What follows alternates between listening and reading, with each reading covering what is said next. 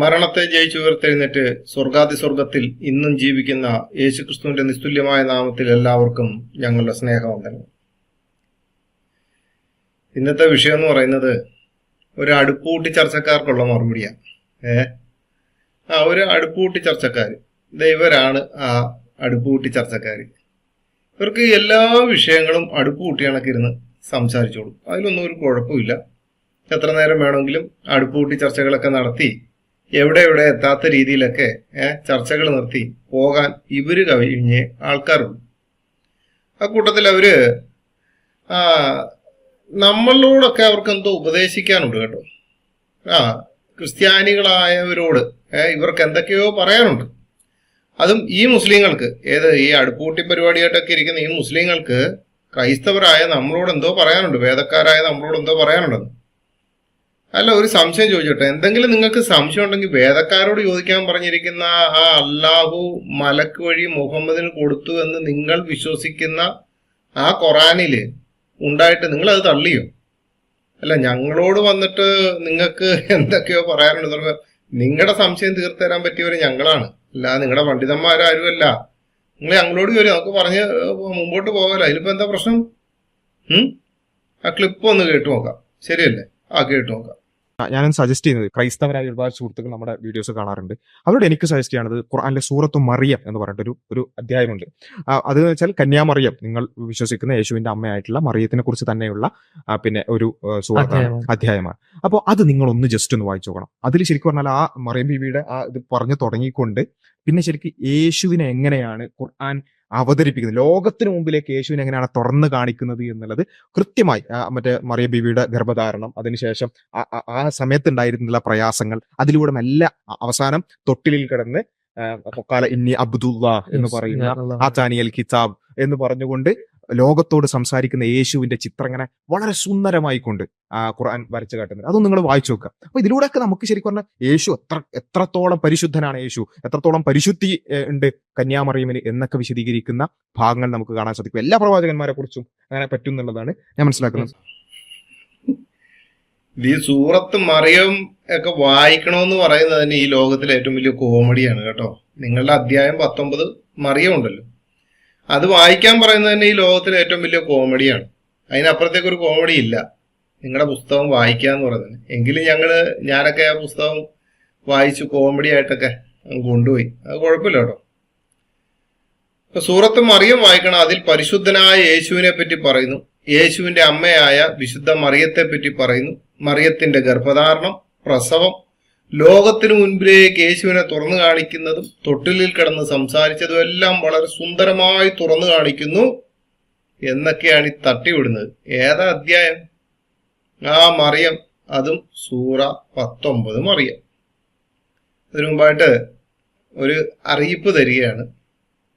ഇത് നമ്മുടെ അനിൽകുമാർ അയ്യപ്പൻ ബ്രദറിന്റെ ഒരു യൂട്യൂബ് ചാനലാണ്, സത്യമാർഗം. നിങ്ങൾക്ക് സത്യമാർഗം ORG എന്ന് പറയുന്നതൊക്കെ അറിയാമല്ലോ. അപ്പോൾ ആ പേരിൽ ഒരു യൂട്യൂബ് ചാനലിലൂടെ തുടങ്ങിയിട്ടുണ്ട്.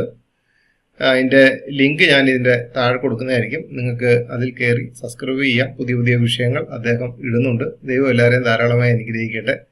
നമുക്കപ്പോൾ നമ്മുടെ വിഷയത്തിലേക്ക് വരാം. അപ്പോൾ ഈ സൂറത്ത് മറിയം ഇവർക്ക് ഭയങ്കര വളരെ ആവേശമുള്ളൊരു അധ്യായവും മറ്റുള്ളവരോട് പറഞ്ഞാൽ കുഴപ്പമില്ല എന്നൊക്കെ വിശ്വസിക്കുന്ന ഒരു അധ്യായമാണ്. പക്ഷേ ഇവരുടെ പ്രവാചകനുണ്ടല്ലോ മുഹമ്മദ്, അദ്ദേഹം പറഞ്ഞത് നിഷാദ്, ഇവരുടെ പ്രവാചകനായ മുഹമ്മദ് പറഞ്ഞത് സ്വർഗത്തിൽ തന്റെ ഭാര്യമാരുടെ കൂട്ടത്തിലെ ഒരാൾ മറിയമാണെന്നാണ് പറഞ്ഞിരിക്കുന്നത്. അതേത് മറിയമാ? ഖുറാനിലൊരു മറിയമേ ഉള്ളല്ലോ. ഖുറാനിലൊരു സ്ത്രീയുടെ പേര് മാത്രമേ പറയുന്നുള്ളൂ എന്നൊക്കെയാണല്ലോ ഈ മാരിയോ ജോസഫും മറ്റുള്ളവരും എല്ലാം പറയുന്നത്. അപ്പൊ ഒരാളുടെ പേര് മാത്രമേ പറയുന്നുള്ളൂ. ആ മറിയം തന്നെയാണോ? അല്ല എന്നുണ്ടെങ്കിൽ ഇബിൻ കത്തീറിന്റെ കിസാസ് അൽ അൻബിയ എന്ന ഗ്രന്ഥത്തിന്റെ ഇംഗ്ലീഷ് പരിഭാഷയുണ്ട്, എന്നുവെച്ചാൽ കൊയ്റോയിൽ നിന്ന് പ്രസിദ്ധീകരിച്ചത്. അതിന്റെ 381 പേജില് ഇക്കാര്യം പറഞ്ഞിരിക്കുന്നുണ്ട്. എങ്ങനെയാണെന്നറിയോ? അത് ഇങ്ങനെയാണ്. അള്ളാഹുവിന്റെ ദൂതൻ പറഞ്ഞു, അല്ലാഹു പർദീസയിൽ എന്നെ ഇമ്രാന്റെ പുത്രിയായ മറിയയോടും ഫറവോന്റെ ഭാര്യയോടും മോശയുടെ സഹോദരിയോടും വിവാഹം കഴിപ്പിച്ചു. ഇമ്രാന്റെ പുത്രിയായ മറിയ എന്ന് പറഞ്ഞിരിക്കുന്നത് ഖുറാനിലെ ഈസാ നബിയുടെ മാതാവായ മറിയയാണ്. നമ്മുടെ കർത്താവായ യേശു ക്രിസ്തുവിനെ ഉദരത്തിൽ വഹിക്കാൻ ഭാഗ്യം ലഭിച്ച സ്ത്രീകളിൽ അനുഗ്രഹിക്കപ്പെട്ടവളായ അന്നു മുതൽ ഇന്ന് വരെയുള്ള എല്ലാ തലമുറകളിലും ഭാഗ്യവതി എന്ന് പലരും വാഴ്ത്തിയിട്ടുള്ള വിശുദ്ധ മറിയ സ്വർഗത്തിൽ ഈ പറയുന്ന മുഹമ്മദിനെ നിക്കാഹ് കഴിക്കാൻ ഇരിക്കുകയാണോ? അല്ലെ ഈ മനസ്സണക്കപ്പെട്ട കുറെ എണ്ണം ഉണ്ടല്ലോ, മനസ്സണക്കപ്പെട്ട കുറെ എണ്ണം ഉണ്ടല്ലോ, ക്രിസ്ത്യാനികളെന്ന് പറഞ്ഞു നടക്കുന്ന വിശുദ്ധ മറിയയുടെ മുമ്പിൽ ചെല്ലുകയും ഞങ്ങളുടെ അമ്മയെന്നൊക്കെ വിളിക്കുകയും ചെയ്യുന്ന ഈ മറിയനെ തന്നെയാണ് ഈ മുഹമ്മദ് സ്വർഗത്തിൽ നിക്കാഹ് ചെയ്യാൻ വേണ്ടി സുന്ദര കുട്ടപ്പനായി മണവാളനായിട്ട് ചെല്ലുമ്പോൾ അവിടെ ഇരിക്കുന്നത്. ഇനി ഇതെല്ലാം പോട്ടെ, ക്രിസ്ത്യാനികൾ വിശ്വസിക്കുന്ന സ്വർഗത്തിൽ കല്യാണം കഴിക്കുന്ന പരിപാടി ഉണ്ടോ? അതൊരിക്കലുമില്ല. അങ്ങനെ ചിന്തിക്കുന്നത് തന്നെ നിങ്ങൾക്ക് ഏതെങ്കിലും രോഗത്തിന്റെ അവസ്ഥ ഉള്ളത് കൊണ്ടാണ്. അതിപ്പോ ഈ ആവശ്യമായ രോഗം എന്താണെന്ന് നിങ്ങൾ ചികിത്സിക്കാൻ നിങ്ങൾ തന്നെ തയ്യാറാകണം. കാരണം ഈ വിശുദ്ധ വേദോത്സവത്തിൽ പറഞ്ഞിരിക്കുന്ന ഭാഗ്യവതിയായ വിശുദ്ധയായ മറിയത്തിനെ 6-ാം നൂറ്റാണ്ടിൽ വന്ന മുഹമ്മദിന് നിക്കാഹ് ചെയ്യാൻ വേണ്ടി റെഡിയാക്കി വെച്ചിരിക്കുന്നു എന്ന് മനസ്സിണക്കപ്പെട്ട അള്ളാഹു യഹോവ ഒന്നാണെന്നും യേശു ഈസയൊക്കെ ഒന്നാണെന്നും മറിയോ ഒന്നാണെന്നൊക്കെ പറഞ്ഞ് നിങ്ങളുടെ മുമ്പിലേക്ക് വരുന്നവര്, ആ പറഞ്ഞു വരുന്ന ആൾക്കാര് അവർ വിശ്വസിക്കുന്ന അവരുടെ ബൈബിളിലെ മറിയത്തിനെ മണവാട്ടയാക്കി അവിടെ നിർത്തിയിരിക്കുക കേട്ടോ. ഇതൊക്കെ നിങ്ങൾ ചിന്തിക്കണം. അപ്പോൾ ഇവിടെ ഈ ഇത്തരം വർത്താനമായിട്ട് ഏതെങ്കിലും ദാവാക്കാരനോ അല്ലെങ്കിൽ നിങ്ങളുടെ ഏറ്റവും അടുത്ത സുഹൃത്തോ നമ്മൾ എന്തിനാ ഈ യേശുവിനെ പറ്റി അതും ഇതൊക്കെ പറയുന്നത്, ഈസാനെ പറ്റി അതും ഇതൊക്കെ പറയുന്നത്, നമ്മുടെ ബൈബിളിലുള്ള യേശു തന്നെ അവരുടെ ഈസ, അങ്ങനെയൊക്കെ പറഞ്ഞ് ആരെങ്കിലും വരുവാണെങ്കിൽ അത് എത്ര വലിയ സുഹൃത്താണെങ്കിലും എത്ര വലിയ ആണെന്ന് പറയണം, ദയവ് ചെയ്ത് ഇങ്ങനെയുള്ള ആദരവൊന്നും ഞങ്ങളുടെ യേശു ക്രിസ്തുവിന്റെ അമ്മയ്ക്ക് വേണ്ട എന്ന് തന്നെ പറഞ്ഞേക്കണം. വിശുദ്ധ മറിയയ്ക്ക് വേണ്ട. അതിനി ആരാണെങ്കിലും, പള്ളിയിലച്ചനാണെങ്കിലും പാർഷാണെങ്കിലും അൽമായനാണെങ്കിലും സൺഡേ സ്കൂൾ അധ്യാപകൻ ആരാണെങ്കിലും നമുക്ക് വിശുദ്ധ വേദോത്സവത്തിൽ നമുക്ക് പരിചയപ്പെടുത്തി തന്ന വിശുദ്ധ മറിയയുടെ മുകളിലേക്ക് മണവാട്ടിയാകാൻ മുല്ലപ്പൂവും കയ്യെ ചുറ്റി നിൽക്കുന്ന ഒരു മുഹമ്മദിന്റെ ഭാര്യ ആകാൻ വേണ്ടി ഒരാളെ റെഡിയാക്കിയിട്ടില്ല. ഇനി അതല്ല, ഇനിയും നിങ്ങളുടെ വാദം അത് തന്നെയാണെന്നുണ്ടെങ്കിൽ നിങ്ങളത് വിശ്വസിക്കുക. ഞാൻ എന്തൊക്കെയാണെന്ന് വിശ്വസിക്കുകയല്ല കേട്ടോ. യഥാർത്ഥത്തിൽ ഖുറാൻ അതിൽ പറഞ്ഞിരിക്കുന്ന മറിയമ്മിനെ ബഹുമാനിക്കുകയാണോ അതോ അപമാനിക്കുകയാണോ ചെയ്തിരിക്കുന്നതെന്ന് നമുക്കൊന്ന് പരിശോധിക്കാം. ഇദ്ദേഹം പറഞ്ഞാലോ എന്തൊക്കെയാണ് വായിക്കാം. ഞാനങ്ങ് വായിച്ചു. ഇന്ന് വായന തുടങ്ങിയതല്ല കേട്ടോ, വർഷങ്ങൾക്ക് മുമ്പ് വായന തുടങ്ങിയതാണ്. വായിച്ച് ഖുറാനും ഹദീസുകളും തഫ്സീറുകളും ഒക്കെ വായിച്ചതിന്റെ ഫലമായിട്ട് തന്നെയാണല്ലോ ഇപ്പൊ ഇതിന്റെ മുമ്പിൽ ഇങ്ങനെ ഇരിക്കേണ്ടിയും വന്നത്. അത് നമുക്കൊന്ന് പരിശോധിക്കാം. ബൈബിളിൽ യേശുവിന്റെ ജനനത്തെ പറ്റി ഗബ്രിയേൽ ദൂതൻ മറിയോട് പറയുന്നത് ഇപ്രകാരമാണ്. ലൂക്കോസിന്റെ സുവിശേഷം 1-ാം അധ്യായം 35. പരിശുദ്ധാത്മാവ് നിന്റെ മേൽ വരും, അത്യുന്നതന്റെ ശക്തി നിന്റെ മേൽ നിഴലിടും, ആകയാൽ ഉത്ഭവിക്കുന്ന വിശുദ്ധ പ്രജ ദൈവപുത്രൻ എന്ന് വിളിക്കപ്പെടും. അപ്പോൾ നിങ്ങൾക്ക് സംശയമൊന്നുമില്ലല്ലോ, ബൈബിൾ വായിച്ചിട്ടുള്ളവർക്കൊന്നും ഒരു സംശയമില്ല. കാരണം പരിശുദ്ധാത്മാവ് നിന്റെ മേൽ വരും എന്നുള്ള കാര്യങ്ങളൊക്കെ തന്നെയാണ് പറഞ്ഞിരിക്കുന്നത്. ഇനി ഇവർ പറഞ്ഞ് ഈ ഖുറാൻ 19-ാം അധ്യായത്തിന്റെ അകത്ത് മാത്രമല്ലല്ലോ മറിയനെ പറ്റി പറയുന്നത്, പല സ്ഥലത്തും ഉണ്ടല്ലോ. അതിൽ ഒരു സ്ഥലമായ 66-12 ഒന്ന് വായിച്ചു നോക്കാം. തന്റെ ഇമ്രാന്റെ മകളായ മറിയമിനെയും ഉപമയായി എടുത്തു കാണിച്ചിരിക്കുന്നു. അപ്പോൾ നമ്മുടെ ആത്മചൈതന്യത്തിൽ നിന്ന് നാം അതിൽ ഊതുകയുണ്ടായി. തന്റെ രക്ഷിതാവിന്റെ വചനങ്ങളിലും ഗ്രന്ഥങ്ങളിലും അവൾ വിശ്വസിക്കുകയും അവൾ ഭയഭക്തിയുള്ളവരുടെ കൂട്ടത്തിലാകുകയും ചെയ്തു. അപ്പൊ തന്റെ ഇമ്രാന്റെ മകളായ മറിയമിനെ ഈ ഉപമയായി എടുത്തു കാണിച്ചിരിക്കുന്നു എന്നൊക്കെ പറയുന്നത് ആദ്യകാല ഖുറാന്റെ അകത്തൊന്നും ഇല്ല. ഒരുപാട് ചോദ്യങ്ങളൊക്കെ അങ്ങോട്ട് ചോദിക്കാൻ വന്നപ്പോഴത്തേനും ബ്രാക്കറ്റിന്റെ അകത്തിട്ട് ഉപമയൊക്കെ ഇനി അതങ്ങോട്ട് മാറ്റിക്കളഞ്ഞാലോ. ഇമ്രാന്റെ മകളായ മറിയമിനെയും അപ്പോൾ നമ്മുടെ ആത്മചൈതന്യത്തിൽ നിന്ന് നാം അതിൽ ഊതുകയുണ്ടായി. എവിടെയാണ് ഊതിയത്? അടുപ്പൂട്ടി ചർച്ചക്കാരിങ്ങനെ ഇരുന്നുണ്ട്, 3 പേരൂടെ ഒക്കെ ഇരുന്നുണ്ട്. ഒരാൾ പറയുന്നു, മറ്റേ ആൾ തള്ളിക്കൊടുക്കുന്നു, ആ തള്ളിക്കൊടുക്കുന്നത് മറ്റേ ആൾ ഊതി വിടുന്നു. അതെല്ലാവരിലേക്ക് ഈ ഒരു പരിപാടിയാണല്ലോ, ഐക്യമത്യം എന്നൊക്കെ പറയുന്ന പരിപാടിയാണ് ഈ കാണിക്കുന്നത്. അതും എവിടുന്നാ നിങ്ങൾക്ക് കിട്ടിയത്? അതും ബൈബിളിനകത്തുനിന്ന് തന്നെയല്ലേ കിട്ടിയത്. അത് പോട്ടെ. അപ്പൊ ഊതുകയുണ്ടായി. ഇതെവിടെ ഊതിയത്? 66-12 അതിന്റെ അറബിയിൽ നോക്കുകയാണെന്നുണ്ടെങ്കിൽ ഇവിടെ ഫർജക എന്നൊരു പ്രയോഗം വരുന്നുണ്ട്. ആ ഫർജക എന്ന പ്രയോഗം ശ്രദ്ധിച്ച് നിങ്ങൾ നോക്കിക്കഴിഞ്ഞാല് അവളുടെ ഫർജ എന്നതാണ് അതിനർത്ഥം. തികഞ്ഞ മനുഷ്യരൂപത്തിൽ വന്ന ജിബ്രീൽ മറിയയുടെ ഫർജിൽ ഊതി എന്നാണോ അല്ലാഹു പറയുന്നത്? ആണോ? ചിലവർ അങ്ങനെ ഒരു വ്യാഖ്യാനമായിട്ട് നടപ്പുണ്ട്. കാരണം അത് ജിബ്രീലാണ് ഊതിയത്. ജിബ്രീലാണ് ഊതിയെന്നുണ്ടെങ്കിൽ ഇവിടെ പറയുന്നത് എന്താണ്? അപ്പോൾ നമ്മുടെ ആത്മചൈതന്യത്തിൽ നിന്ന് നാം അതിൽ ഊതുകയുണ്ടായി. അപ്പൊ ജിബ്രീലിന് ആത്മചൈതന്യം ഉണ്ടോ? അത് അള്ളാഹുവിനാണോ ആത്മചൈതന്യം ഉള്ളത്? എന്തു ആയിക്കോട്ടെ, നമുക്ക് മുമ്പോട്ട് പോവാം. അപ്പൊ ഫർജകയിൽ ഊതി. അപ്പൊ ഈ ഫർജഹ എന്ന് വെച്ച് കഴിഞ്ഞാൽ, ഫർജ എന്ന അറബി പദത്തിന്റെ അർത്ഥം അറബ് മലയാളം ഡിക്ഷണറിയിലൊക്കെ ഒന്ന് പരിശോധിച്ചു കഴിഞ്ഞാല് ഇങ്ങനെയാണ് കാണുന്നത്: വിടവ്, പിളർത്തുക, കാലുകൾ അകത്തുക, യോനി എന്നൊക്കെയാണ് കാണുന്നത്. അപ്പൊ അത്തരത്തിലുള്ള വാക്കുകളാണ് അവിടെ കിട്ടുന്നത് നമുക്ക്. അപ്പൊ ഇതിൽ എവിടെയാണ് ഊതിയത്? ഇപ്പോൾ ജിബ്രീൽ എവിടെയാണ് ഊതിയതെന്ന് എന്നെ കേൾക്കുന്നവർക്ക് എന്തൊക്കെയാൽ വ്യക്തമായി കാണുമെന്ന് വിശ്വസിക്കുന്നു. പരിശുദ്ധാത്മാവ് നിന്റെ മേൽ വരും, അത്യുന്നതന്റെ ശക്തി നിന്റെ മേൽ നിഴലിടും, ആകയാൽ ഉത്ഭവിക്കുന്ന വിശുദ്ധ പ്രജ ദൈവപുത്രൻ എന്ന് വിളിക്കപ്പെടൂ എന്നത് ബൈബിളിൽ ദൈവദൂതൻ പറയുമ്പോൾ ഖുറാനിൽ അള്ളാഹു പറയുന്നത് തന്റെ മലക്ക് പോയി മറിയയുടെ ഫർജിൽ ഊതിയതിന്റെ ഫലമായി ഉണ്ടായതാണ് ഈസ എന്നാണ്. മറിയയുടെ ഫർജിലേക്ക് ഊതിയത് ദൈവമായ അള്ളാഹു ആണോ അതോ മലക്കാണോ എന്ന് ഇപ്പോഴും ഇവരുടെ ഇടയിൽ ഒരു സംശയം ഇങ്ങനെ ഉണ്ടായിക്കൊണ്ടിരിക്കുക. അതെന്തു ആയിക്കോട്ടെ, അത് അവര് തമ്മിലുള്ള വിഷയമാണ്. എങ്കിലും തികഞ്ഞ മനുഷ്യരൂപത്തിൽ പ്രത്യക്ഷപ്പെട്ട ജിബ്രീല് തന്റെ കൈവശം ഉണ്ടായിരുന്ന എന്തുകൊണ്ടാണ് ഊതിയതെന്ന് അള്ളാഹു ഒന്ന് പറഞ്ഞിട്ടില്ല. അതും വലിയൊരു ആശ്വാസമാണ്. അപ്പൊ ഇനി എന്നെ കേട്ട ക്രൈസ്തവരായിട്ടുള്ളവരോട് ചോദിക്കുകയാണ്, ഇതിനേക്കാൾ കൂടുതൽ മറിയെ അപമാനിക്കുന്നുണ്ടോ? ഇനി അപമാനിക്കേണ്ട വല്ല കാര്യമുണ്ടോ? ഏറ്റവും അപമാനിക്കപ്പെട്ട രീതിയിലാണ് ഖുറാന്റെ അകത്ത് ഈ മറിയനെ പറ്റി എഴുതിയിരിക്കുന്നത്. എന്നിട്ടും ഇത് മനസ്സിലാക്കാതെ കുറെ എണ്ണം അള്ളാഹുവിന് ജയ് വിളിക്കാൻ ഇതിനുള്ളില് കുറെ എണ്ണം അരയും തലയും മുറുക്കിയൊക്കെ നടക്കുകയാണ്. നാണമില്ല നിങ്ങൾക്ക്? എന്നിട്ട് തമ്പുരാന്റെ അമ്മേ എന്നും പറഞ്ഞുകൊണ്ട് നടക്കുകയും ചെയ്യും. നിങ്ങൾക്ക് ഏത് പുസ്തകത്തിന്റെ അടിസ്ഥാനത്തിലാണ് ജീവിക്കുന്നത്? കുറെ എണ്ണം ഇപ്പൊ ഇത് കേട്ട് കഴിയുമ്പോഴത്തേനും വരും, എല്ലാം കമന്റിൽ എഴുതിയിട്ടോ കേട്ടോ, ഒരു കുഴപ്പമില്ല. അപ്പൊ ഇനി ഇവര് പറഞ്ഞ സൂറത്ത് 19 മറിയം, സൂറ 19 മറിയം, അതിന്റെ അകത്തേക്ക് ഒന്ന് നോക്കാം. ഇപ്പൊ ഈ സൂറത്ത് 19 മറിയം അതിന്റെ 16 മുതൽ നമുക്ക് നോക്കാം. അവിടെ ആണല്ലോ ഈ ഗർഭധാരണവും പ്രസവവും ഒക്കെ നടക്കുന്നത്. അവിടെ മുതൽ അങ്ങോട്ട് തുടങ്ങാം. 16-ാമത്തെ ആയത്ത്: വേദഗ്രന്ഥത്തിൽ മറിയവനെ പറ്റിയുള്ള വിവരം നീ പറഞ്ഞു കൊടുക്കുക. അവൾ തന്റെ വീട്ടുകാരിൽ നിന്ന് അകന്ന് കിഴക്ക് ഭാഗത്തുള്ള ഒരു സ്ഥലത്തേക്ക് മാറി താമസിച്ച സന്ദർഭം. എന്നിട്ട് അവർ കാണാതിരിപ്പാൻ അവൾ ഒരു മറയുണ്ടാക്കി. അപ്പോൾ നമ്മുടെ ആത്മാവിനെ നാം അവളുടെ അടുത്തേക്ക് നിയോഗിച്ചു. അങ്ങനെ അദ്ദേഹം അവളുടെ മുമ്പിൽ തികഞ്ഞ മനുഷ്യരൂപത്തിൽ പ്രത്യക്ഷപ്പെട്ടു. ഏകദേശം കാര്യം മനസ്സിലായല്ലോ. വേദഗ്രന്ഥത്തിൽ മറിയമിനെ പറ്റിയുള്ള വിവരം, വേദഗ്രന്ഥമാണ്. അപ്പൊ അവള് തന്റെ വീട്ടുകാരിൽ നിന്ന് അകന്ന് ഒരു സ്ഥലത്തേക്ക് മാറി താമസിച്ചു. എന്തിനാ മാറി താമസിച്ചെന്നൊരു പിടുത്തവും ഇല്ല.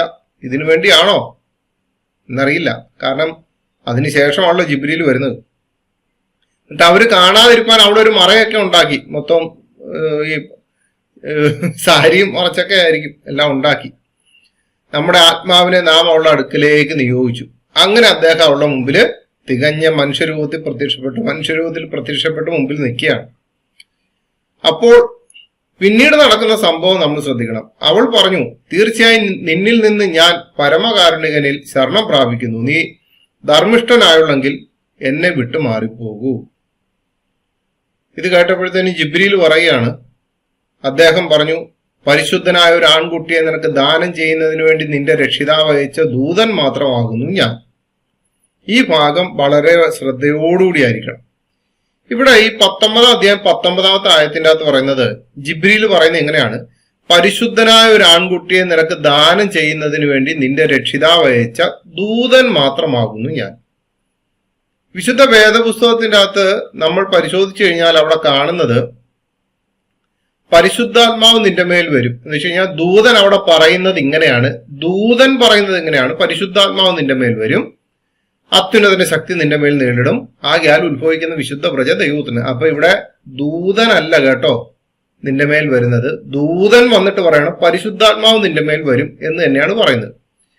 എന്നാൽ ഇവരുടെ പുസ്തകമായ ഖുറാന്റെ അകത്ത് പറയുന്നത് പരിശുദ്ധനായ ഒരു ആൺകുട്ടിയെ നിനക്ക് ദാനം ചെയ്യുന്നതിന് വേണ്ടി നിന്റെ രക്ഷിതാവ് അയച്ച ഒരു ദൂതൻ മാത്രമാകും ഞാൻ. അതിപ്പോ ഇവിടെ പരിശുദ്ധനായ ഒരു ആൺകുട്ടിയെ കൊടുത്തത് ആരാ? ദൂതനല്ലേ?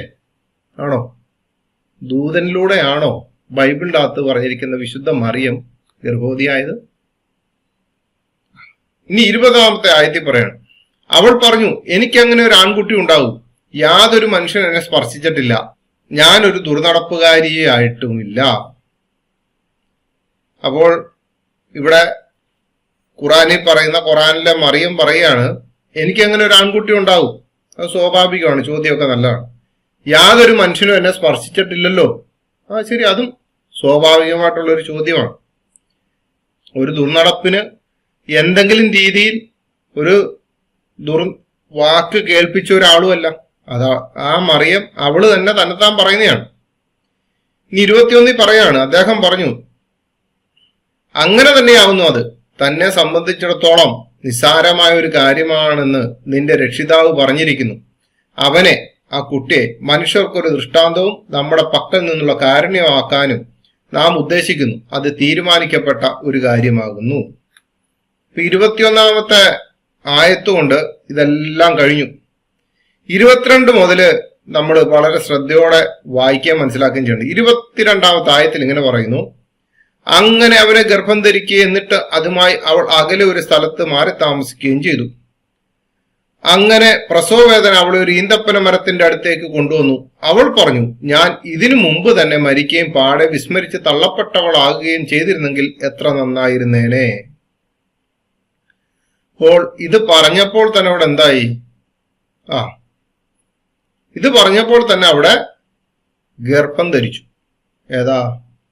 ഈ 19-ാമത്തെ 20-ാമത്തെ ആയത്ത് 21-ാമത്തെ ആയത്തുകൊണ്ട് എന്ത് സംഭവിച്ചു?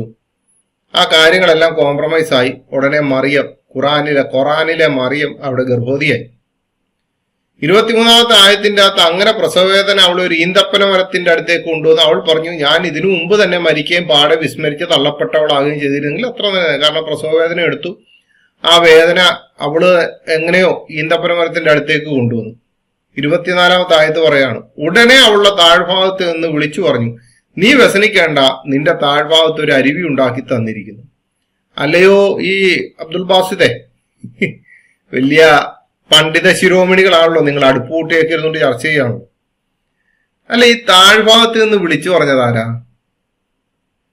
ഭൂമിയിൽ നിന്നല്ല കേട്ടോ, അവളുടെ താഴ്ഭാഗത്ത് നിന്നാണ്. അവളുടെ ഖുറാനിലെ മറിയയുടെ താഴ്ഭാഗത്ത് നിന്ന് ഒരാൾ വിളിച്ചു പറഞ്ഞു, നീ വ്യസനിക്കേണ്ട, നിന്റെ താഴ്ഭാഗത്ത് വെച്ചാൽ മറിയയുടെ താഴ്ഭാഗത്ത് ഒരു അരുവി ഉണ്ടാക്കി തന്നിരിക്കുന്നു. അരപ്പ ഇത് ആരാണ് ഈ താഴ്ഭാഗത്ത് നിന്ന് വിളിച്ചു പറഞ്ഞത്? ആരാണ്? നീ നിന്റെ താഴ്ഭാഗത്ത് എന്ന് പറയുമ്പോഴത്തേനും മറിയയുടെ ഏത് താഴ്ഭാഗത്താണ് ഒരു അരുവി ഉണ്ടാക്കി കൊടുത്തിരിക്കുന്നത് എന്ന് പറയാവോ? നീ ഗർഭവതിയായ പെണ്ണിനോട് അടുത്തത് എന്താ പറയുന്നത് നിങ്ങൾ ചിന്തിക്കണം. 25-ാമത്തെ ആയത്, നീ ഈന്തപ്പനമരം നിന്റെ അടുക്കലേക്ക് പിടിച്ചു കുലുക്കിക്കൊള്ളുക, അത് നിനക്ക് പാകമായ ഈന്തപ്പഴം വീഴ്ത്തിത്തരുന്നതാണ്. ഒരു ഗർഭവതിയുടെ അവസ്ഥ നിങ്ങൾ ചിന്തിക്കണം കേട്ടോ. തന്റെ ശരീരത്തിലെ എല്ലാ അസ്ഥികളും ഒടിയുന്ന വേദനയാണ് ഗർഭവേദന എന്ന് പറയുന്നത്, പ്രസവവേദന എന്ന് പറയുന്നത്. അപ്പൊ പ്രസവവേദന അവളെ ഈന്തപ്പന മരത്തിന്റെ അടുത്തേക്ക് കൊണ്ടുവന്നതിന് ശേഷം അവളോട് പറയാണ്, നീ ഈന്തപ്പന മരം നിന്റെ അടുക്കലേക്ക് പിടിച്ചു കുലുക്കിക്കൊള്ളാൻ. ആ സ്ത്രീയുടെ അവസ്ഥ നിങ്ങളൊന്ന് ചിന്തിച്ചു നോക്കിയേ.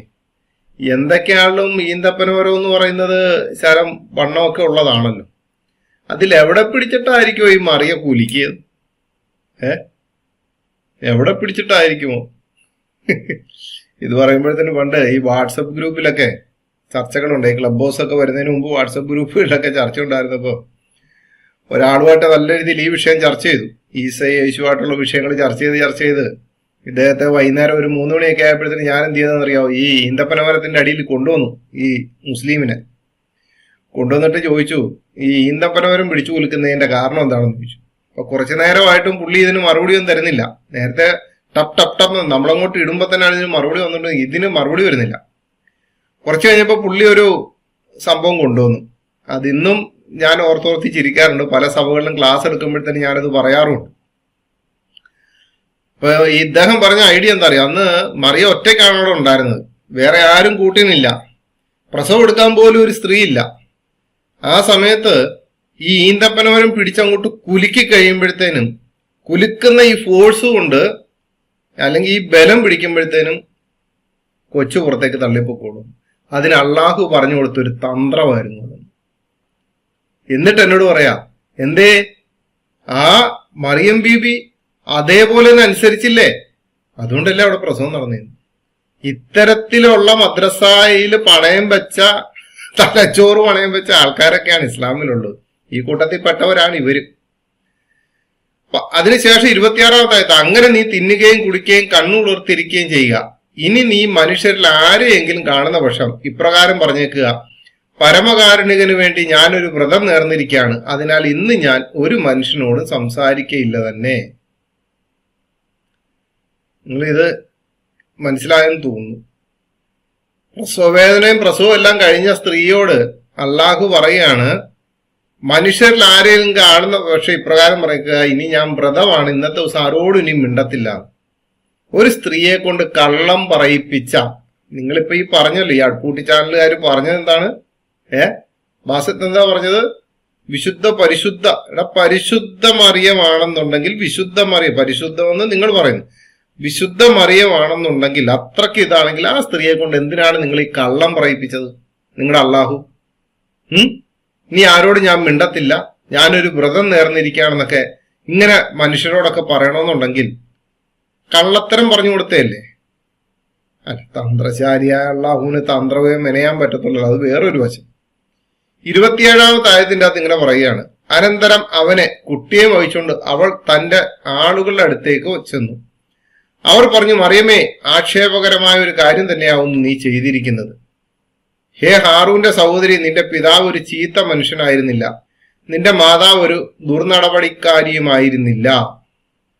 അപ്പോൾ ഈ കുട്ടിയെ കൊണ്ട് അവിടെ വന്നപ്പോഴത്തേനും അവിടെ ഉണ്ടായിരുന്നവര് ഉടനെ പറയാണ്, ഹേ ഹാറൂന്റെ സഹോദരി, നിന്റെ പിതാവ് ഒരു ചീത്ത മനുഷ്യൻ, കാരണം നല്ലൊരു മനുഷ്യനായിരുന്നു, നിന്റെ മാതാവ് ഒരു നടപടിക്കാരിയുമായിരുന്നില്ല. ഇതെല്ലാം വിശദീകരിക്കുന്നുണ്ട്. അപ്പോൾ ഈ ഖുറാന്റെ അകത്തെ മറിയ എന്ത് ചെയ്തെന്നറിയോ? ഖുറാന്റെ അകത്തെ മറിയ അവൾ ഉടനെ ആ കുട്ടിയുടെ നേരെ ചൂണ്ടിക്കാണിക്കുകയാണ്. എന്ത് കാര്യത്തിനാ? അതിലെ രസം. അപ്പോൾ അവൾ അവന്റെ നേരെ ചൂണ്ടിക്കാണിച്ചു. അവർ പറഞ്ഞു, തൊട്ടിലുള്ള ഒരു കുട്ടിയോട് ഞങ്ങൾ എങ്ങനെ സംസാരിക്കും? അവൻ കുട്ടി പറഞ്ഞു, ഞാൻ അള്ളാഹുവിന്റെ ദാസനാവുന്നു, അവൻ എനിക്ക് വേദഗ്രന്ഥം നൽകുകയും എന്നെ അവൻ പ്രവാചകനാക്കുകയും ചെയ്തിരിക്കുന്നു. അടുത്ത ആയത്ത്, ഞാൻ എവിടെയായിരുന്നാലും എന്നെ അവൻ അനുഗ്രഹീതനാക്കിയിരിക്കുന്നു. ഞാൻ ജീവിച്ചിരിക്കുന്ന കാലം അത്രയും നമസ്കരിക്കുവാനും സക്കാത്ത് നൽകുവാനും അവൻ എന്നോട് അനുശാസിക്കുകയും ചെയ്തിരിക്കുന്നു. അപ്പം ഈ അവിടെ ഉള്ള ആൾക്കാർ വന്ന് ചോദിച്ച ചോദ്യം എന്താണെന്ന് ഇപ്പോഴും നിങ്ങളുടെ മനസ്സിൽ വേണം കേട്ടോ. ഹാറൂന്റെ സഹോദരി, നിന്റെ പിതാവ് ഒരു ചീത്ത മനുഷ്യനായിരുന്നില്ല, നിന്റെ മാതാവ് ഒരു ദുർനടപടിക്കാരിയുമായിരുന്നില്ല എന്ന ചോദ്യത്തിന് എന്തായിരിക്കണം? നീ മോശക്കാരിയാണ് എന്നുള്ളതല്ല അതിന്റെ അർത്ഥം. അതിനിപ്പം മറിയനെ പറ്റി ചോദിച്ച ചോദ്യത്തിന് എന്തായിരിക്കണം? കുട്ടി പറയേണ്ട ഉത്തരവൊക്കെ വളരെ നല്ലതായിരിക്കണം. പക്ഷെ കുട്ടി അത് പറയുന്നുണ്ടോ എന്ന് നിങ്ങൾ ഇതിൽ ശ്രദ്ധിക്കണം. 32-ാമത്തെ ആയത്ത്, എന്റെ മാതാവിനോട് നല്ല നിലയിൽ പെരുമാറുവാനും അവൻ എന്നെ നിഷ്ഠൂരനും ഭാഗ്യം കെട്ടവനുമാക്കിയിട്ടില്ല. ഞാൻ ജനിച്ച ദിവസവും മരിക്കുന്ന ദിവസവും ജീവനോടെ എഴുന്നേൽപ്പിക്കപ്പെടുന്ന ദിവസവും എന്റെ മേൽ ശാന്തി ഉണ്ടായിരിക്കും. അതത്രയും മറിയമ്മന്റെ മകനായ ഈസ അവർ ഏതൊരു വിഷയത്തിൽ തർക്കിച്ചുകൊണ്ടിരിക്കുന്നുവോ അതിനെപ്പറ്റിയുള്ള യഥാർത്ഥമായ വാക്കത്രേ ഇത്. നിങ്ങൾക്ക് കാര്യം മനസ്സിലായോ? ഇത്രയും സമയമായിട്ട് ഹാറൂന്റെ സഹോദരി എന്നും ചോദിച്ചുകൊണ്ട് അവിടെ ഉള്ളവർ വന്നിട്ട് ചോദിച്ച ചോദ്യത്തിന് ഈ കുട്ടി എന്തെങ്കിലും ഒരു മറുപടി പറഞ്ഞു? കാരണം മറിയമേ, ആക്ഷേപകരമായ ഒരു കാര്യം തന്നെയാണ് നീ ചെയ്തിരിക്കുന്നത്. കാരണം ആക്ഷേപകരമായിട്ടുള്ള ഒരു കാര്യം ചെയ്തിട്ട് വന്ന അതിനോട് ചേർത്ത് തന്നെ പറയണം, നിന്റെ പിതാവ് ഒരു ചീർത്ത മനുഷ്യനായിരുന്നില്ല, നിന്റെ മാതാവ് ഒരു നടപടിക്കാരിയുമായിരുന്നില്ല എന്ന് വിശദീകരിച്ച് അവർ ചോദിക്കുമ്പോൾ അതിന് എന്തായിരിക്കണം മറുപടി പറയേണ്ടത്? എന്റെ അമ്മ എങ്ങനെ ഗർഭവതിയായി എന്നുള്ളതല്ലേ പറയേണ്ടത്. അതവിടെ പറയുന്നില്ല. ഇനി 35-ാമത്തെ ആയത്തിന്റെ അകത്ത്, ഒരു സന്താനത്തെ സ്വീകരിക്കുക എന്നത് അള്ളാഹുവിനുണ്ടാവുന്നതല്ല, അവൻ എത്ര പരിശുദ്ധൻ, അവനൊരു കാര്യം തീരുമാനിച്ചു കഴിഞ്ഞാൽ അതിനോട് ഉണ്ടാകൂ എന്ന് പറയുക മാത്രം ചെയ്യുന്നു, അപ്പോൾ അത് ഉണ്ടാകുന്നു. അല്ല, ഈ ഉണ്ടാകുമെന്ന് പറഞ്ഞിട്ട് ഉടനെ ഉണ്ടാകുമായിരുന്നെങ്കിൽ പിന്നെന്തിനാണ് ഈ തികഞ്ഞ മനുഷ്യരൂപത്തില് ഒരു മരക്കിനെയൊക്കെ പറഞ്ഞു വിട്ടത് അങ്ങോട്ട്? അങ്ങ് ഉണ്ടാകുമെന്ന് പറഞ്ഞാൽ പോരായിരുന്നു. മറിയം എന്തെക്കാളും മാറിയും താമസിക്കുകയല്ലേ. അപ്പൊ അവിടെ കൊണ്ടുപോയി നിർത്തിയിട്ട് ഉണ്ടാകട്ടെ എന്നങ്ങ് പറഞ്ഞാൽ പോരായിരുന്നു. അല്ലെങ്കിൽ ആത്മാവും വചനവും ഇട്ടുകൊടുത്താൽ പോരായിരുന്നു. ഈ ഫർജിലൊക്കെ ഊതിയിട്ടൊക്കെ ഉണ്ടാക്കുക എന്ന് പറഞ്ഞു കഴിഞ്ഞാൽ ഈ ആയത്ത് തന്നെ ആകെ പ്രശ്നമായല്ലോ. ഇനി ഈ അടുപ്പൂട്ടി ചർച്ചക്കാരോട് ചില ചോദ്യങ്ങളൊന്ന് ചോദിക്കാം. നിങ്ങൾക്ക് ഈ ഇസ്ലാമിക പണ്ഡിതന്മാരെന്ന് പറയുന്ന ആൾക്കാരെ ഭയങ്കര ബഹുമാനവും ഭയവും ഒക്കെ ആണല്ലോ. അവരെ സ്നേഹിക്കണം. കാരണം പണ്ഡിതന്മാരുടെ വാക്കുകൾ നിങ്ങൾ പാലിക്കണമെന്നാണല്ലോ ഖുറാന്റെ അകത്ത് തന്നെ പറഞ്ഞിരിക്കുന്നത്. അപ്പൊ ആ പറഞ്ഞിരിക്കുന്ന അതിൽ ഒരു പണ്ഡിതനെ നിങ്ങളുടെ മുമ്പിലേക്ക് തരികയാണ്. ഇതിൽ നിന്നൊരു ഒരു മറുപടി എനിക്ക് തരുമെന്ന് പ്രതീക്ഷിക്കുന്നു. ഇമാം റാസി എന്ന് പറയും. ഇതാണ് ആ പുസ്തകം, കണ്ടല്ലോ. ഇതിന്റെ അകത്ത് ഈ അധ്യായം 19 മറിയുമായിട്ടുള്ള ബന്ധത്തിൽ അവിടെ ചില സംശയങ്ങൾ ഈ പുസ്തകത്തിന്റെ അകത്ത് ഇത് വെച്ചുകൊണ്ട് ചോദിക്കുകയാണ്. 712 പേജ് ഇത് വെച്ചുകൊണ്ട് ചോദിക്കുകയാണ്. അതിൻ്റെ അകത്ത് അള്ളാഹുവിൽ നിന്ന് തന്നെ മറിയമിന്റെ മുമ്പിൽ ഭക്ഷണം എത്താറുണ്ടായിരുന്നു. അങ്ങനെ എല്ലാ നിലയിലും പ്രസിദ്ധിയുടെയും ദൈവാധീനത്തിന്റെയും പരമകാഷ്ഠതയിലെത്തിയ അവൾ ഒരു ഗർഭധാരണ കഥ ജനങ്ങളുടെ മുമ്പിൽ തുറന്നു പറയാൻ ലജ്ജിക്കാനുണ്ടായി. അതുകൊണ്ടാണ് വിദൂര ദിക്കിലേക്ക് മാറി താമസിച്ചത്. അപ്പം വിദൂര ദിക്കിലേക്ക് മാറി താമസിക്കുന്നതിന് മുമ്പ് കാര്യം ഗർഭധാരണ കഥ ഗർഭധാരണം ഉണ്ടായെന്നാണ് ഇമാം റാസിയുടെ ഈ തഫ്സീർ കൊണ്ട് മനസ്സിലാകുന്നത്. ഇനി ഗർഭധാരണത്തെ കുറിച്ചുള്ള പല അഭിപ്രായമുണ്ട്. ആ അഭിപ്രായം കേട്ടിട്ട് നിങ്ങൾ അരിച്ചിരിക്കരുത് കേട്ടോ. ഒന്ന്, ഇബ്നു അബ്ബാസിന്റെ അഭിപ്രായം. അത് 9 മാസക്കാലമായിരുന്നു. കാരണം ഈ സ്ഥലത്ത് മറിയമിന്റെ അവതാരങ്ങൾ നാഥൻ വാഴ്ത്തുന്നുണ്ടല്ലോ.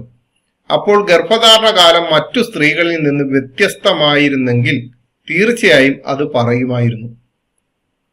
രണ്ടാമത്തെ അഭിപ്രായം 8 മാസക്കാലമായിരുന്നു. അത് 3 7 മാസക്കാലമായിരുന്നു. 4 6 മാസക്കാലമായിരുന്നു. 5 3 മണിക്കൂർ സമയം മാത്രമായിരുന്നു. അതായത് 1 മണിക്കൂർ ഗർഭധാരണം, 1 മണിക്കൂർ സൃഷ്ടിപ്രക്രിയയുടെ പൂർത്തീകരണം, 1 മണിക്കൂർ പ്രസവം. 6 ഇതും ഇബ്നു അബ്ബാസിന്റെ അഭിപ്രായമാണ്. ഗർഭധാരണം കേവലം 1 മണിക്കൂർ മാത്രമായിരുന്നു. അല്ല എന്റെ പൊന്നടുപ്പൂട്ടി ചർച്ചക്കാർ, ഇതിനൊരു മറുപടി നിങ്ങൾ തന്നേ പറ്റൂ. 6 പേരാണ് ഒരു വിഷയം പറഞ്ഞിരുന്നെങ്കിൽ ഓക്കെ, 6 പേർ അഭിപ്രായം വന്നു നോക്കാറ്. ഇത് ഇബ്നു അബ്ബാസ് തന്നെയാണ് ഈ പറയുന്നത്. ഈ 6 അഭിപ്രായം പറയുന്ന ഇതാണ്. എന്ത്? 9 മാസം, 8 മാസം, 7 മാസം, 6 മാസം, 5 മണിക്കൂർ. 5ാമത്തെ വിഷയം എന്ന് പറയുന്നത് എത്ര? 3 മണിക്കൂറായിരുന്നു. 6ാമത്തെ വിഷയം 1 മണിക്കൂർ. ഇതിലേതാ ശരിയെന്ന് നിങ്ങളൊന്ന് പറയണേ. ഇബ്നു അബ്ബാസിന്റെ അഭിപ്രായം എടുത്ത് നിങ്ങളുടെ കയ്യിലേക്ക് തരിക.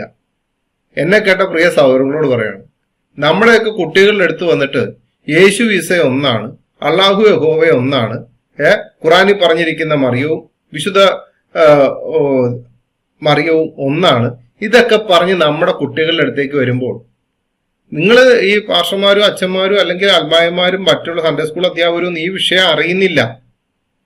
നമ്മുടെ കുട്ടികൾ ഓരോ സ്ഥലത്ത് പോകുന്നു, വരുന്നു, സ്കൂളിൽ പോകുന്നു, കോളേജിൽ പോകുന്നു, അവിടെ പോകുന്നു, ഇവിടെ പോകുന്നു. അവരുടെ ഉള്ളിലേക്ക് ഇതൊക്കെ ഇതേപോലെ ഇപ്പൊ അടുപ്പൂട്ടിക്കാർ പറഞ്ഞില്ലേ നിങ്ങൾ സൂറത്ത് മറിയൊന്ന് വായിക്കണമെന്ന്, ഇവര് അഭിപ്രായം പറഞ്ഞു കണ്ടില്ലേ? ഇതേപോലെ വേറെ രണ്ടുന്നുണ്ട്. മാരി ജോസഫിനെ പോലെ ചെല്ലുന്ന സ്ഥലങ്ങളിലെല്ലാം ഖുറാൻ ഡൗൺലോഡ് ചെയ്യിപ്പിച്ചിട്ട് വായിച്ചിട്ട് സൂറത്ത് മറിയം വായിക്കണം, 3ന്റെ അത് വായിക്കണം, 4ന്റെ ഇത് വായിക്കണം, ആലു ഉംറാൻ വായിക്കണം എന്നൊക്കെ പറഞ്ഞുകൊണ്ട് നമ്മുടെ കുട്ടികളിലേക്ക് ഇതേപോലെ ഇൻജക്ട് ചെയ്ത് വിടുന്നുണ്ട്. അപ്പൊ അങ്ങനെയുള്ള ചില സഭകളിലൊക്കെ നമുക്കറിയാം, അവിടെയൊക്കെ അവരെന്ത് ചെയ്യും, അത്യാവശ്യം യൂത്തിനെയൊക്കെ ഒരു ക്ലാസ് ഒക്കെ എടുപ്പിക്കും. അതൊക്കെ കഴിയുമ്പോഴത്തേനും കാര്യങ്ങളൊക്കെ ബോധ്യമാവും അവർക്ക്. അതൊക്കെയാണ് നടക്കുന്നത്. അതിപ്പോ ഇത്തരം പരിപാടിയൊക്കെ ആയിട്ട് ഇനി അടുപ്പൂട്ടിക്കാരോട് പറയാണ്, ഇതൊന്നും ആയിട്ട് വരും. നിങ്ങളോടൊരു ഉപദേശം പറയാം. നിങ്ങളോട് ഞാനൊരു ഉപദേശം പറയാം. വിശുദ്ധ വേദപുസ്തകത്തിൽ 4 സുവിശേഷങ്ങൾ മാത്രം ഞാൻ നിങ്ങൾക്ക് തരാം. ഈ 4 സുവിശേഷങ്ങളിൽ യേശു പറഞ്ഞതിന്, യേശു പഠിപ്പിച്ചതിന് അപ്പുറമായിട്ട് എന്തെങ്കിലും നിങ്ങളുടെ അന്ത്യപ്രവാചകൻ എന്ന് വിശ്വസിക്കുന്ന മുഹമ്മദ് എന്തെങ്കിലും തന്റെ ജീവിതത്തിൽ ചെയ്തു കാണിച്ചിട്ടുണ്ടെങ്കിൽ നിങ്ങൾ അടുത്തൊരു വീഡിയോ ചെയ്യണേ. ഇത് നിങ്ങൾ കാണുകയാണെങ്കിൽ റെഫറൻസ് സഹിതം. ഒന്നുകൂടെ പറയുന്നു എന്നും പറഞ്ഞുകൊണ്ട് ബാക്കി പുസ്തകങ്ങളൊന്നും ഞാൻ തള്ളിയിട്ടില്ല കേട്ടോ. 4 സുവിശേഷങ്ങൾ മാത്രമാണ് തരുന്നത്. ഇനി 4 സുവിശേഷങ്ങൾ നിങ്ങൾക്ക് ബുദ്ധിമുട്ടാണെങ്കിൽ ഇസ്ലാമിക ലോകത്തിന് ഏറ്റവും കൂടുതൽ പേടി സ്വപ്നമായ പൗലോസ് അപ്പോസ്തലൻ എഴുതിയിരിക്കുന്ന ലേഖനങ്ങളുണ്ടല്ലോ, അതിനേക്കാൾ ഉപരിയായിട്ട് മുഹമ്മദ് എന്തെങ്കിലും പഠിപ്പിച്ചിട്ടുണ്ടെങ്കിൽ ഒന്ന് തന്റെ ജീവിതത്തിൽ ചെയ്ത് കാണിച്ച് പഠിപ്പിച്ചിട്ടുണ്ടെങ്കിൽ ഒന്ന് വിശദീകരിച്ച് ചെയ്യുന്നത് നല്ലതായിരിക്കും കേട്ടോ. രണ്ടെണ്ണം വെച്ചിരിക്കുക. 3 ചോദ്യം ഞാൻ വെച്ചു. ഒന്ന്, ഈ ഇബ്നു അബ്ബാസിന്റെ ഏത് അഭിപ്രായമാണ് കറക്റ്റ് എന്നുള്ളത്. അല്ലെ, ഈ ഒരാൾ തന്നെ ഇത്ര അഭിപ്രായം പറയണമെങ്കിൽ അവൻ ഏതാ വകുപ്പെന്നുള്ളത് നിങ്ങളൊന്ന് ചിന്തിച്ചോണേ അദ്ദേഹം. 2, 4 സുവിശേഷങ്ങളിൽ യേശുക്രിസ്തു പഠിപ്പിച്ചതും തന്റെ ജീവിതത്തിൽ ചെയ്തു കാണിച്ചതുമായിട്ടുള്ളതിനേക്കാൾ ഏറ്റവും വലുതായിട്ട് മുഹമ്മദ് വല്ലതും തന്റെ ജീവിതത്തിൽ ചെയ്തു കാണിച്ചിട്ടുണ്ടെങ്കിൽ, ഉത്തമ മാതൃക എന്ന് പറയും, ചെയ്തു കാണിച്ചിട്ടുണ്ടെങ്കിൽ റെഫറൻസ് സഹിതം ഒരു 5 കാര്യം എന്ന് പറയണേ. ഇനി അതുമല്ല, നിങ്ങൾക്ക് ഇസ്ലാമിക ലോകത്തിന് പേടി സ്വപ്നമായ പൗലോസ് അപ്പോസ്തലന്റെ ലേഖനങ്ങളിൽ നിന്ന് പൗലോസ് അപ്പോസ്തലൻ തന്റെ ജീവിതത്തിൽ ചെയ്തു കാണിക്കാൻ പഠിപ്പിക്കുകയുമല്ല ചെയ്തതിനേക്കാൾ ഉപരിയായിട്ട് മുഹമ്മദ് എന്തെങ്കിലും ചെയ്തു കാണിച്ചിട്ടുണ്ടെങ്കിൽ, തന്റെ ജീവിതത്തിൽ പഠിപ്പിച്ച് നിങ്ങളെ ജീവിച്ച് കാണിച്ചിട്ടുണ്ടെങ്കിൽ ഒരു 5 റെഫറൻസ് ഒന്ന് തരണേ.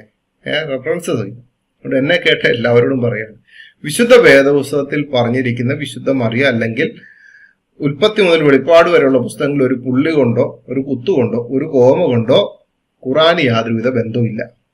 ഇനി ചിലവർ വന്നിട്ട് പറയുന്നുണ്ട്, അള്ളാഹുവിന് 99 നാമങ്ങളുണ്ട്, ആ നാമങ്ങൾ യേശുക്രിസ്തു എടുത്ത് സംസാരിച്ചിട്ടുണ്ട്. കേട്ടാ, ദൈവം അനുവദിച്ചാൽ അടുത്ത എപ്പിസോഡിൽ നമുക്ക് അതിനെപ്പറ്റി സംസാരിക്കാം. അതുകൊണ്ട് എന്നെ കേട്ട വാസനോടൊക്കെ പറയാണ്, നിങ്ങൾ ഈ അടുപ്പുകൂട്ടികൾ എല്ലാവരോടും നിന്നിട്ട് എന്ത് ചെയ്യണമെന്നറിയാമോ? നിങ്ങൾ കർത്താവായ യേശുക്രിസ്തു ആരാണെന്നൊന്ന് പഠിക്കണം. മരിച്ചു കഴിഞ്ഞാൽ കബറിൽ കൊണ്ടുപോയിട്ട് മുൻകീറിന്റെയും നക്കീറിന്റെയും അടി മേടിച്ച് നട്ടം തിരിയാതിരിക്കണമെന്നുണ്ടെങ്കിൽ ഇന്ന് സുപ്രധാന ദിവസം, ഇന്ന് ഏറ്റവും നല്ല ദിവസം, എന്നെ കേൾക്കുന്ന ഈ ദിവസം തന്നെ നിങ്ങളുടെ ജീവിതത്തിൽ കർത്താവായ യേശുക്രിസ്തു കടന്നു വരാൻ വേണ്ടി ഞങ്ങൾ പ്രാർത്ഥിക്കാം. നിങ്ങൾക്ക് ഇത്രയുള്ള ആകാശത്തിന് കീഴിൽ മനുഷ്യർക്കിടയിൽ രക്ഷിക്കപ്പെടുവാൻ ഏകനാമം കർത്താവായ യേശുക്രിസ്തു എന്ന നിസ്തുല്യ നാമം, ആ നാമത്തിൽ ആശ്രയിച്ച് ജീവിക്കുക. അല്ലാതെ രണ്ടാമത് മടങ്ങി വന്നിട്ട് കുരിശ് തകർക്കാനും പന്നിയെ കൊല്ലാനും ഒക്കെ കടന്നു വരുന്നവർ യേശുക്രിസ്തു ഈസയാണെന്ന് കൊണ്ട് ഇനി ക്രിസ്ത്യാനികളുടെ അടുത്തേക്ക് വരരുത്. അതൊക്കെ അന്ധക്കാലം. ഇതൊക്കെ 2024 ഇങ്ങോട്ടൊക്കെ ഇനിയും ചിന്തിക്ക്.